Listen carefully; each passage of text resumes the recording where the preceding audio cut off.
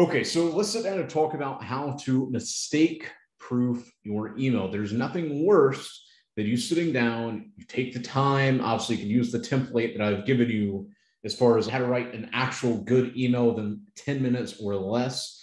But there's nothing worse than sitting down, you write an email and you send it to your list, or even worse, your client's list, and there's a typo, or a link doesn't work, or just something stupid like that. That is not only going to make you look like an amateur, because you essentially are if you can't proofread an email, and then two, possibly make you miss out on tons and tons of sales. So you just wasted that energy that you put into writing an email. So here is something that I want you to start doing on every single email that you put together. We've already covered this before, but essentially you want to make sure that you preview any email before you send it. So what are you looking at? You're looking at the subject line, because you don't want to have an error, a typo in your subject line. You also want to go over the email itself. So obviously this is the example email that I gave you guys last time, but you wouldn't want to have a mistake in the email. Now, let me add a caveat. It is not end of the world if you have a typo in the email. It just does not look professional. You want to be as close to professional as possible with everything. You deliver great sales, you help save their time, you write good emails, you always show up on time. That is how you're going to replace almost every other email copywriter in the game, because you're an actual professional. So you wouldn't want to sit there and make a email. So this is the example for a sales email. You wouldn't want to sit there and put together an email and then you go to click the link and it doesn't work. So you always preview an email before you send it. So that's number one. So you want to look at it like this. The second thing that you are going to do for every email is send a test email. I send a test email to 3 other emails that I own. That way I can see, does it go to promo? Does it go to spam? Does it go to primary? And 9 times out of 10, if every single email goes to primary, well, all the other emails that you're going to be sending to your subscribers are also going to go to primary. On the other hand, if 2 out of 3 go to the promo inbox, well, can I reword something? Can I reword the subject line?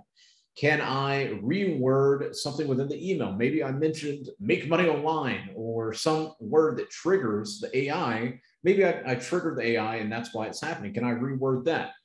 Is the subject, the call to action, is that a little too like anti what they're looking for at that particular time with whatever Google's saying? Or maybe the button doesn't work. Maybe I have too many links. I don't know, but you're only going to know that via testing it by sending it out to 2 to 3 of your emails that you own. So you're also going to do that. Now, the next thing that you're going to do on every single email is I want you to start using Grammarly. Now, as you can see right up here, I've got it right there. So you can have it as a plugin. It's 100% for free. I've got the premium version, and I think it's like $144 a year. Oh my God, $144 a year. But like I said, you can literally use the free version of Grammarly, and it's going to save you so many mistakes that you would make. It's going to save you. So let's scroll down here. So like I said, I don't have it activated, but you can activate it to where it'll literally, as you're typing something, it will show you if there's an error. You can also do this. You just copy paste it right there, and you can be like, okay. Oh, there's a mistake there. More shortly. Oh, okay, cool.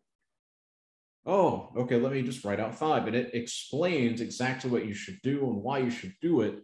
And you don't have to follow it like the Bible. You don't need to follow it every single word that they tell you, but it is a very good app as far as like telling you what, oh man, there's a typo. Didn't even see that.